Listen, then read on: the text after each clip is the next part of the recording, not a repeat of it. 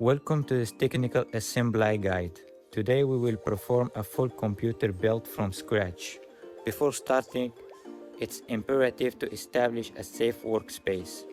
We will use unnecessary gloves and an anti-static whistle strap connected to a ground source to prevent electrostatic discharge that could damage the component. For this PC build, we're going to need the following components: processor, heatsink,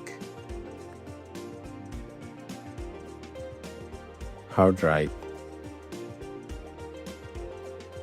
case fan, graphic card,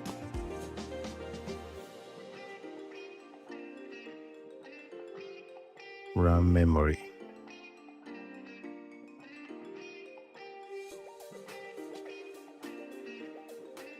floppy drive, DVD drive, power supply unit, and the motherboard.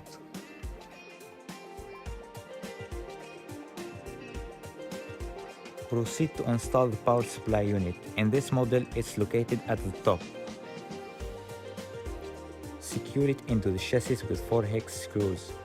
This unit is responsible for converting AC power to DC power for all components. For optical and legacy drive, slide the DVD drive and the floppy drive through the front base. Unit they align with the exterior panel.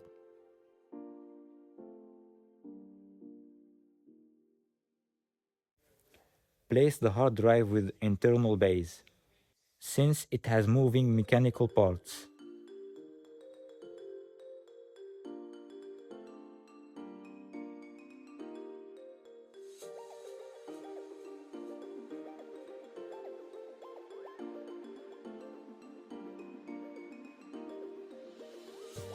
It is vital that 4 mounting screws are firmly tightened to prevent read errors caused by vibrations. Push the battery into the circular slot to clear your BIOS settings habit.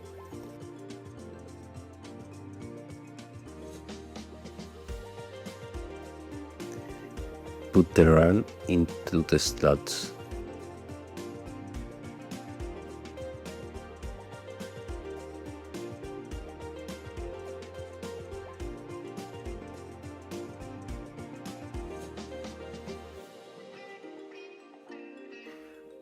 Put the processor in the square. Be careful with the pins. Be delicate. Avoid to bending the connections. By installing the processor into the motherboard outside the chassis. Align the CPU orientation triangle with the mark on the socket and lower the retention lever.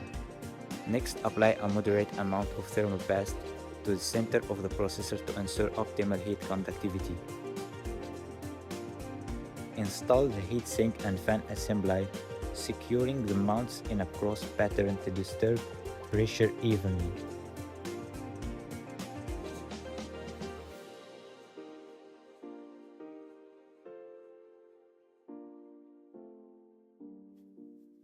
Connect the power cable to the CPU fan header on the motherboard to allow the system to regulate fan speed based on temperature.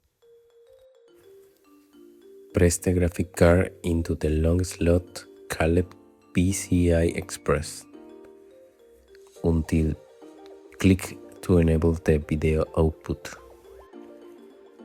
Mount one fan at the end to create a flow that removes heat.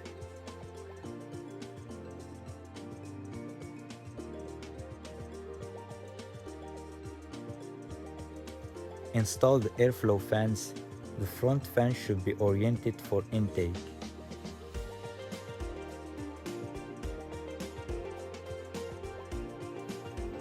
For the floppy drive, use the flat ribbon FDD cable, ensuring that pin 1 matches the red strip on the cable. Connect the main power supply. First, the 8-pin ATX connector for the motherboard logic. Plug the connector into the audio header or use the front headphone jack. Now we will connect the front panel, identify the cables for power reset and activity lights. Follow the motherboard manual strictly to ensure the correct positive and negative polarity for these pins.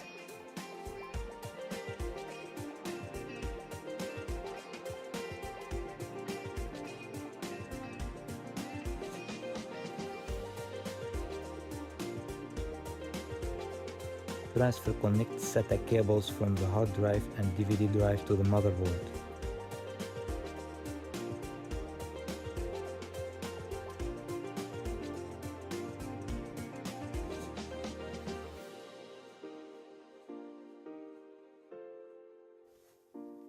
The next step is cable management. Group the cables using zip ties and fix them to the chassis anchor points. This improves aesthetics and optimizes internal airflow. Ensure no cables interfere with the fans.